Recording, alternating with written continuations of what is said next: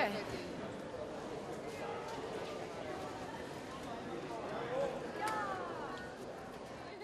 That's what we ask ourselves every day. Why? Why are we here? Actually, I asked the students first day, what do you wish to achieve here? This project is called Processas. I'm not sure if I pronounced it correctly, but I did. Processas means that a lot of things happening without, and it's not necessary that you actually get something concrete, that something you can touch, that you get out from it. But it's primarily about developing your skills. But in order to make this process more efficient and more easy to handle, it's taken through smaller steps. So we do almost every day we have some kind of workshop or lecture or task, and they have been divided into groups who together will try to solve these tasks. And it's important that it's not just you make an easy solution and present it as fast as possible. It's important that you solve this in a creative and unpredictable and fantastic way. That you have it as a way of actually producing something fantastic. And sometimes you actually achieve this. So, after I'm finished talking in a few minutes, I will leave the floor to Rūta and Rima to tell you all about the technical things, everything you need to know. And I'm available 24 hours a day. And if you have problems with me, talk to Rūta. So, welcome everyone. It's very, very nice to see you all here. This is the address for the eco tour. And then another thing, another place is the kitchen restaurant where we have dinner. This is also another place. Ecology in music is sort of unrelated because however you put it, ecology is something that has to do with biology and environment and a little with politics and laws and stuff like that. But you can very easily use ecology as a metaphor for music.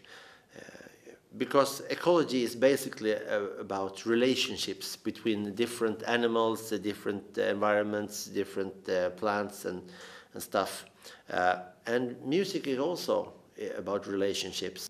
So you can draw very, very good lines between all these and the thinkings of ecology. So in order to enhance this thinking, this metaphorical thinking, first day we invited an ecologist. Going from the one point and enlarging. So usually if you search in the internet or books, you find that acoustic ecology is usually mentioned with soundscape composition, with this famous Vancouver composers group. As a classification of work can be imitation of nature. And we can imitate sounds like recording them or imitating them, just like a surface of nature, just the sound itself. And sometimes it seems like it's an acoustic photography. For example, the soundscape compositions. The composers go to record sounds and they make a kind of acoustic photography. Perhaps later they edit those images, those recordings, like we edit normally the photos. But it's still, they take only a surface of it.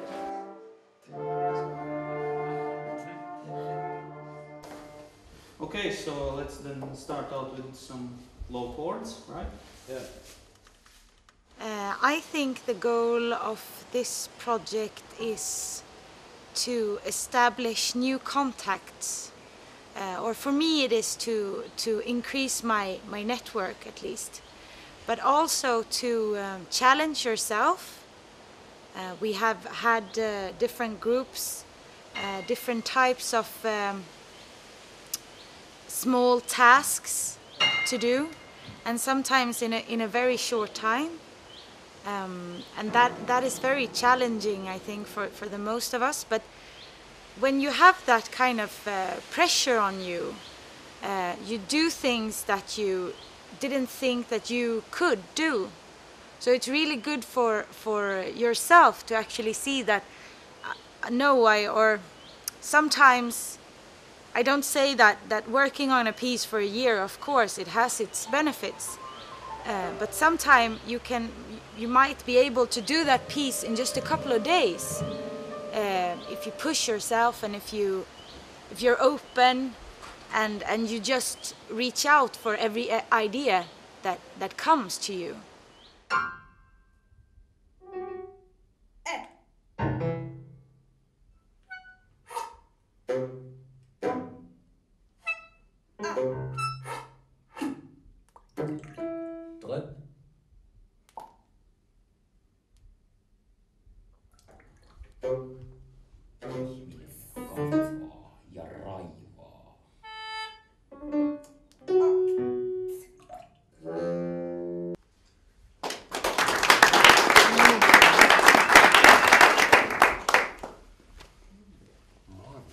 Thank you very much. What I think about after I've heard it is that now I understand why the instruments came in, because they were more related to you. But one of the questions, in a way, I asked was to have an opinion why do we choose this musical sound together with this environmental sound? And yes, there were 4 languages, there were 4 people, there were 4 sounds of different elements, there were 4 different instrumental sounds. That's a very strong connection. Yeah, okay, yeah.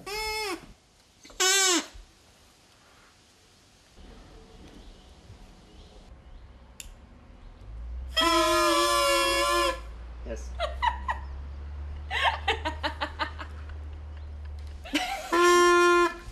I don't think we can actually predict what kind of sound will come out.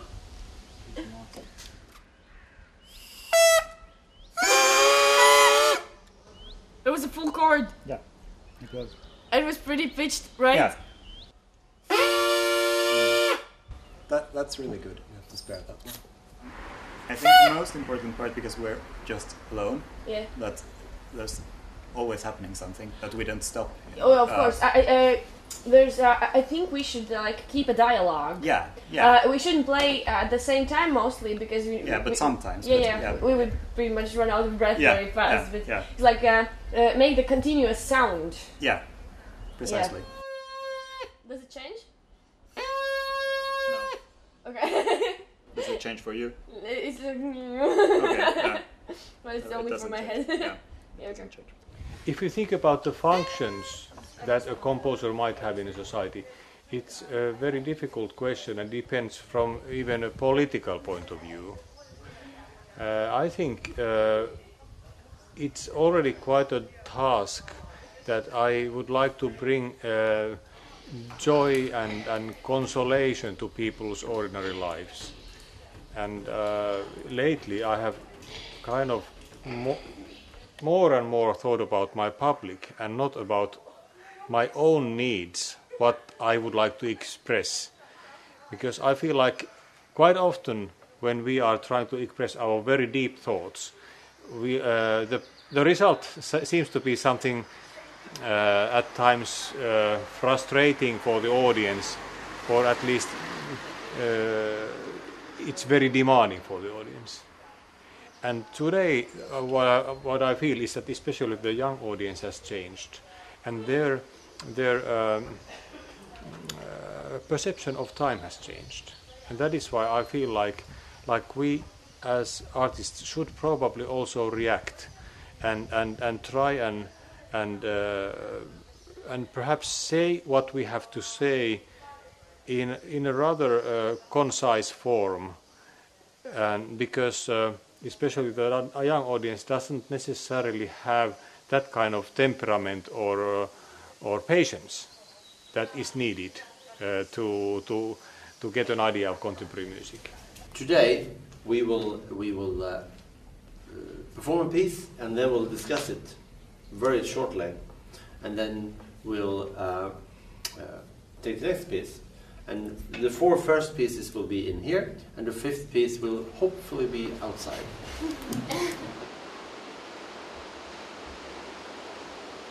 You can take your seats, and we have a concert program of 5 pieces. Contemporary music is a difficult thing, and we have to make it fit to the context very carefully. Turn them off. Turn your iPhones off. Switch them off, but have them. And so you have to basically follow me now. So that we don't want to feed music that is not suitable for a situation. I could say that we should direct our music to each situation, so that we don't kind of want to please the wrong audience.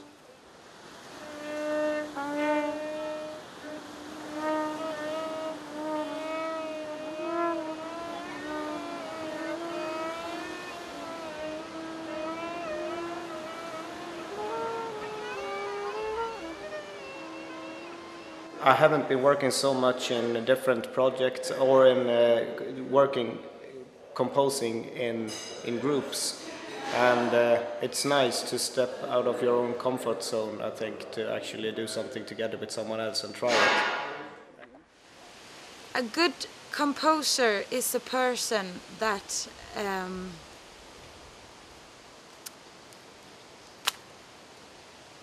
is nice to his colleagues. First and foremost, I would say. I think it's very important to be nice, whatever you do. But then a good composer is a person that's open. I would say a good artist is a person that is open to new ideas and that likes to challenge him or herself.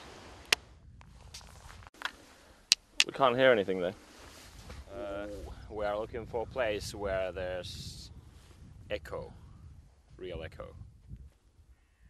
Yeah, or what do you say, Kai? That was correct, Nida. Which is why we've come to the flattest landscape we can find in the whole of And a good composer, I guess, never really establish themselves. Or establish, of course, as a name or something like that, but they never, I don't think they never really stop changing. I think it's good to always be in a movement. Sometimes it's fast, sometimes it's slow, all right, but I think it's important to keep moving, and this might sound really restless, but I think it's quite natural, and if you do something creative, you should strive to find something new. Let's move out now to the outside and we'll do some little stretching and preparing, and then let's go.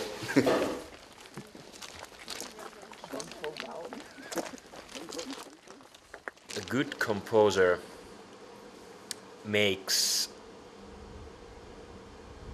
that sort of music that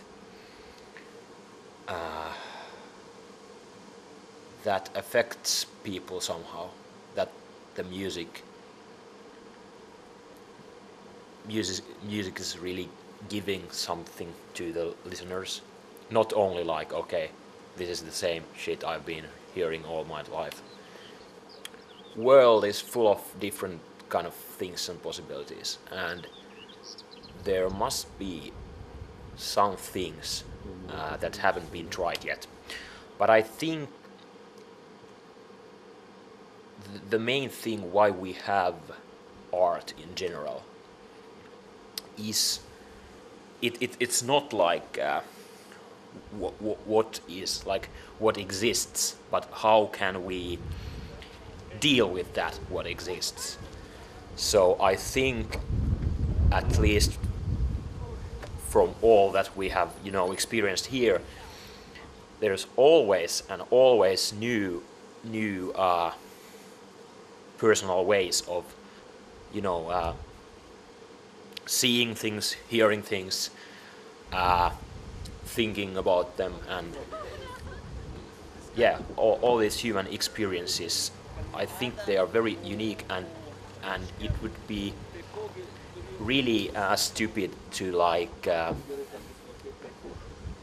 stop caring about these many kind of ways to see the world. The idea is actually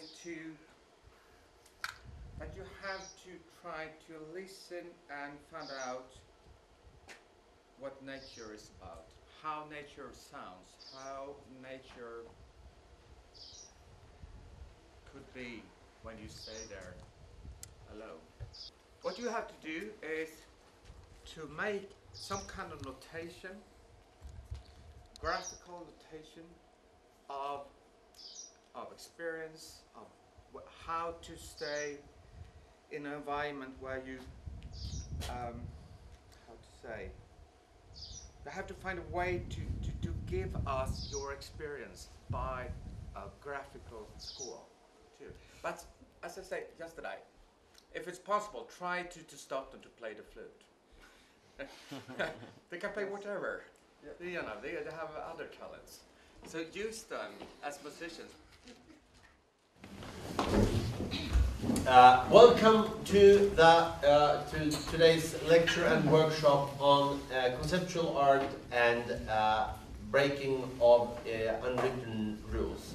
And your task is now to be as close to your favorite as possible without the person realizing it.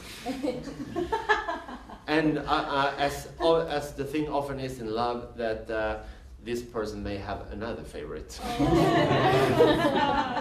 What are unwritten rules?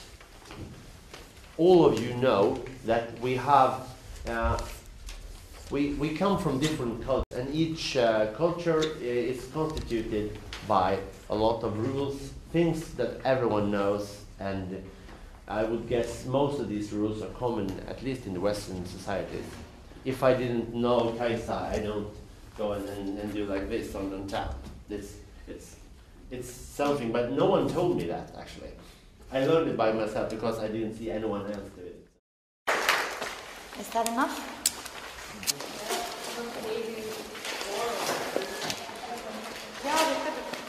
So the group together now have to make some decisions around what you can find out here.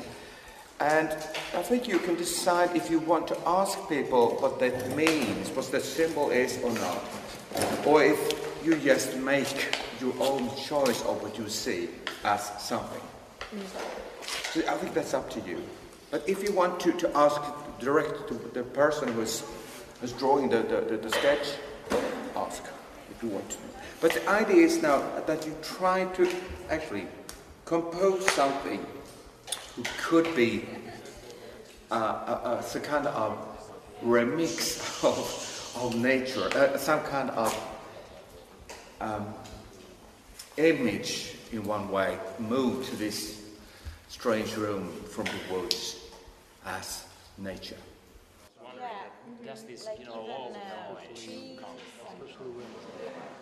A good composer to me, I think, have to be aware of themselves and aware of their surrounding.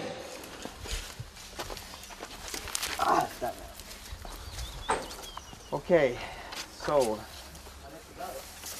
super roller coaster ride. I would suggest the title should epic, something with epic, like epic music ride. Epic killing in the name of samba ride. Really classical Yeah.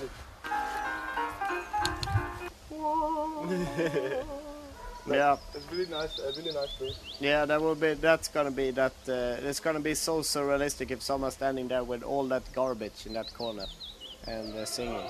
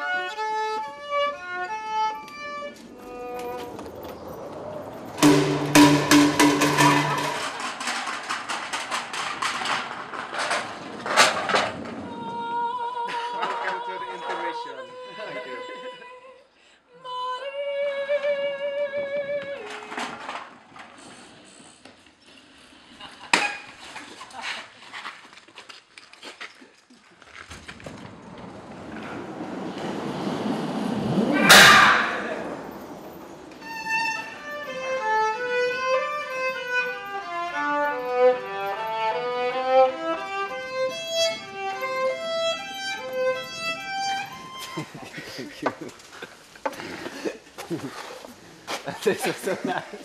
The roller coaster piece. It was about. It was for one audience at a time, and was about giving that one audience like the perfect, mind-blowing experience. That was our sketch. Like, our draft was like, we want to make this ride as amazing as possible. It makes people anxious, you know, like what's going to happen to me, where are they taking me, and then something really silly happens or strange sounds, and they are like they're basically in fear, but in a nice way, and so that was the idea of the roller coaster, like to make it into a roller coaster. Like you have one, you start, and then slowly, and then in every roller coaster there's a loop. So of course there should be some kind of a loop in our roller coaster.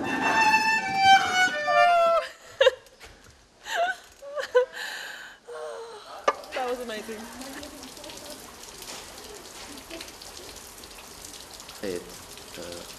Sometimes you feel like you're in exactly the right place at the right moment, and you feel, shit, this is why I do all this hard work. And I felt it yesterday. We were sitting on the... some people found it yesterday when we were at this big monument and doing some sort of conceptual game, and it started raining like crazy. And everyone just kept going doing the conceptual thing, and then started laughing because it was such a strange situation. And then maybe 1 hour later we were sitting on the terrace here, and some guy was playing a kantele, and a girl was playing a violin, and it was very long and beautiful and calm piece, and everyone just fell into some sort of trance, and it was actually a lovely summer evening, and it was perfect, and it was musically good as well. Yeah. Please, everyone, go and take things fast. I think of audience as anybody, really. There are different kinds of audiences, and of course there are the people who comes to contemporary music concerts and people who goes to jazz concerts. Or people who don't go to concerts. I mean, but then suddenly are in the concert, and I think my approach to writing is about being the audience. So I usually think, like, what kind of music do I like to listen to when I'm in a concert situation? I mean, usually I would like something unexpected to happen, maybe, but not necessarily in terms of people are nude or anything. Could be also just in a musical way. So I'm trying to write music that is, and I also listen to music. I like music that is for me, like that is made for an audience. And I think it's important to include the idea that somebody is going to listen to you, that there is a messenger, there is a receiver in the end. I think it's really important when you make art.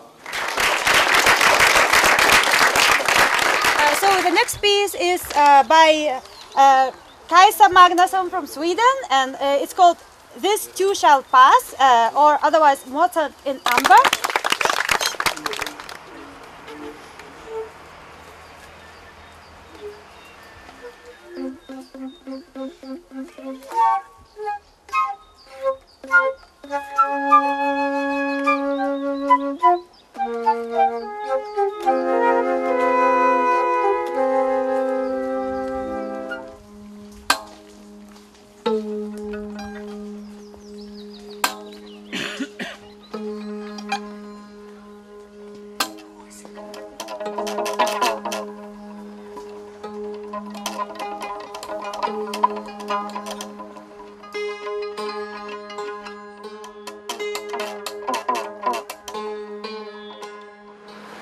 A young composer needs a lot of belief in himself or herself, a lot of time for concentration, and a lot of patience. And he must be also ready to shift the focus in his work or in her work if it seems that he's not communicating with the audience. So he has to kind of have his antenna on all the time.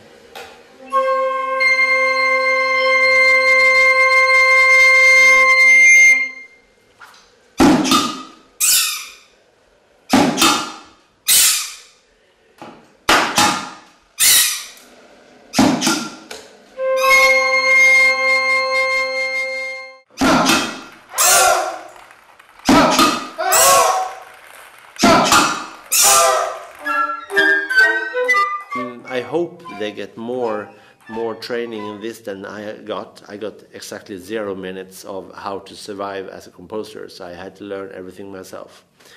And to get, if you just are a little more prepared for the cold and hard life that awaits you when you finish conservatory. Because it's conservatory, you learn the craft. You learn to be a great composer. But in order to stay a great composer and develop, because you don't, fortunately, I must say I'm a much better composer now than I was when I finished academy in '97. Or at least I know much more what I'm doing. But I've also learned how to survive as a composer.